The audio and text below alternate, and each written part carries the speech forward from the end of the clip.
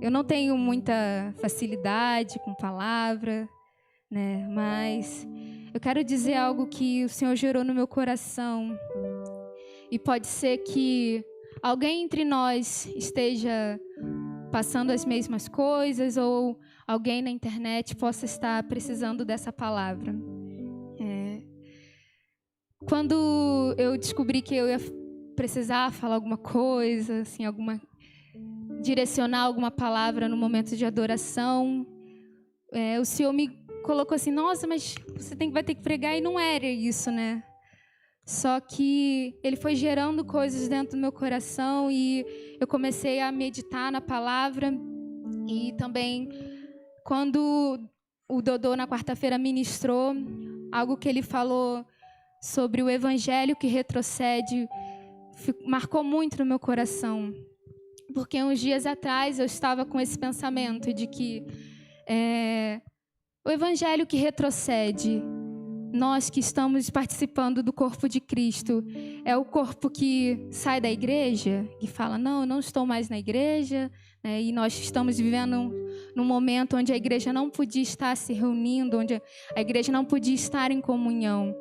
Então eu fiquei com isso na cabeça, né? O evangelho que retrocede é aquele que não pode estar aqui presente? O evangelho que retrocede é aquele que se esconde do Senhor? Ou o evangelho que retrocede é aquele que, quando você escuta a voz do Senhor dentro da casa do Senhor, ou na sua casa, no seu secreto, é aquele que diz: não, Senhor, eu não vou, eu não quero. Qual será esse evangelho que retrocede? E eu estava meditando em Hebreus, e assim que o Dodô falou sobre isso, me veio o versículo 39 de Hebreus 10, 39. Eu pedi para você colocar aqui, que é a minha versão diferente. E eu queria estar lendo essa versão. Nós, porém, não somos dos que retrocedem para a perdição. Somos, entretanto, da fé para a conservação da alma.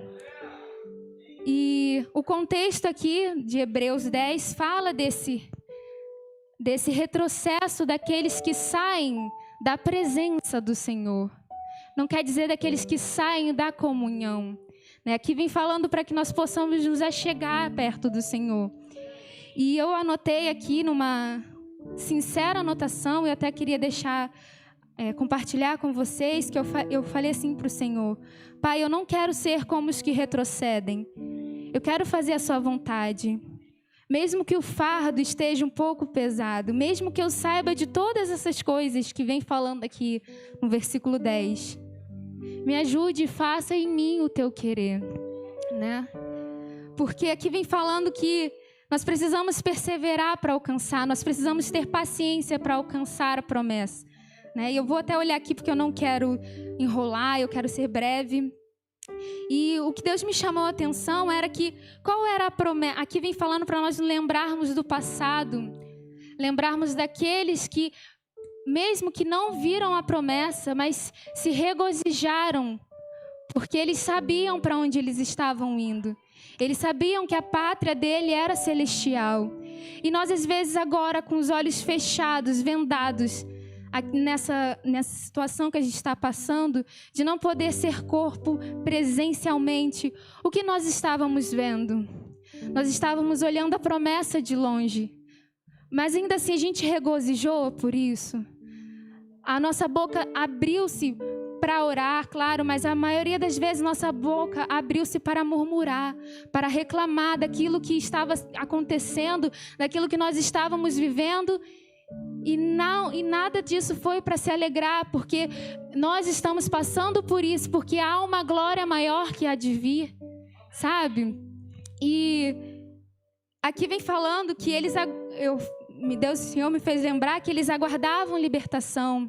A promessa naquela época, eles lembravam, né? Antes dos Hebreus, na verdade, que ele fala para lembrar de Moisés.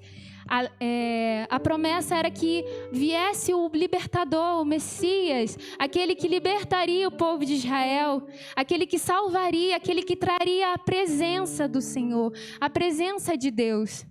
Amém?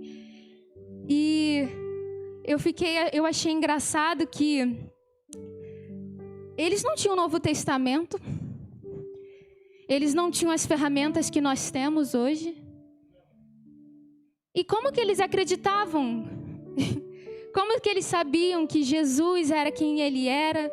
Como eles sabiam quais as virtudes que Jesus tinha, se eles não conheciam Jesus? E mesmo assim eles se regozijavam por passar por diversas tribulações, porque eles estavam buscando a pátria celestial. E nós, às vezes, o que nós fazemos com toda essa oportunidade na nossa mão?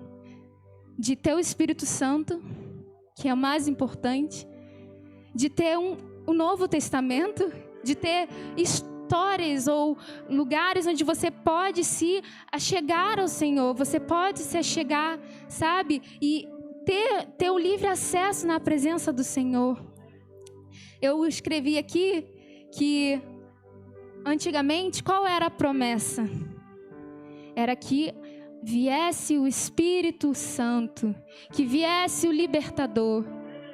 E hoje nós já temos essa promessa que no versículo 19 fala que nós, por causa da morte de Jesus na cruz, nós temos completa liberdade de entrar no lugar santíssimo. Nós temos a completa liberdade de estar aos pés do Senhor, de estar buscando a promessa. E às vezes a gente fica pensando, mas Senhor, qual a promessa, qual o meu chamado, o que eu tenho que fazer? Claro, assim como o Beto falou, nós temos que viver com um propósito, mas às vezes nós nos prendemos a isso, nós nos prendemos ao que nós fazemos na igreja, nós nos prendemos ao que eu vou falar no meu trabalho, nós nos prendemos, será que eles vão achar que eu sou cristão? Sabe, nós nos prendemos a tantas coisas, mas nós nos esquecemos que a promessa é aquela que fala no versículo 37. Um pouco mais de tempo e virá aquele que tem que vir. E não vai demorar. E todos aqueles que eu aceito terão fé em mim e viverão. Amém? O versículo 36 vem falando que nós temos que ter paciência para fazer a vontade de Deus e receber o que Ele promete. A igreja, antes de Jesus, esperava Jesus. E esperava que viesse o Espírito Santo, assim como estavam Pedro e os outros apóstolos lá em Atos no começo, aguardando com ansiedade a descida do Espírito Santo. E nós, irmãos, o que nós estamos aguardando? Nós estamos aguardando que a pandemia passe, que a gente volte a trabalhar ao normal, que as nossas contas estejam em dias, que a gente possa realizar os nossos planos. Nós estamos aguardando o quê? E a gente não precisa mais ser preso a nada. E eu quero deixar aqui uma frase que o Senhor ministrou a mim, ao meu coração. Que se o seu testemunho, no caso, se o meu testemunho não estiver expressando a finalidade da promessa, algo está errado. Eu vou repetir, não para vocês ouvirem, mas para que eu possa ouvir e me libertar de todas as coisas, opressões que tiverem. Se o meu testemunho não estiver expressando a finalidade da promessa, algo está errado. Se a minha vida não estiver expressando que eu desejo que Jesus volte, que eu desejo que o meu amado volte, algo está errado. Então eu falei, Senhor, algo está errado dentro de mim. Algo está errado na minha vida. Porque eu tenho esperado tantas coisas, eu já esperei tantas coisas, eu já vivi tantas coisas e nada, Senhor. E nada apontou que o meu testemunho, assim como os heróis da fé, estão aguardando que eu possa olhar de longe a promessa, mesmo que eu viva nesses tempos de morte, de medo. E se eu morrer, eu vou estar deixando o meu testemunho de que eu vivi buscando a promessa. Eu vivi buscando a volta de Jesus. E Ele falou comigo assim: Evelyn, sabe por que você não está expressando a promessa?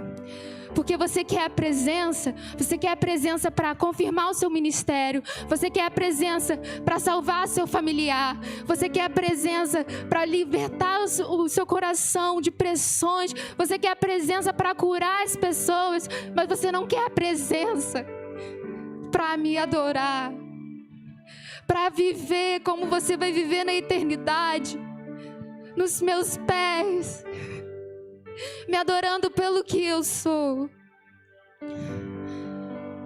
Você só quer a presença para desfrutar as coisas desse mundo, para viver em paz.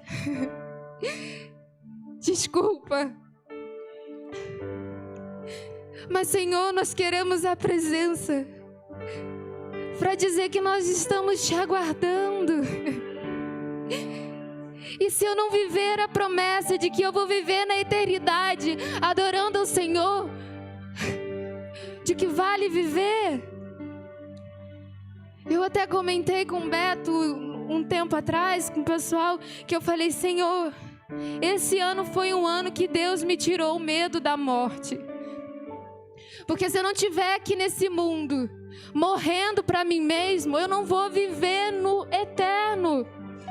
Eu não vou viver a promessa que o Senhor me falou, que lá em Abacuque 2:3 fala que se tardar, espera-o, porque certamente virá, não tardará.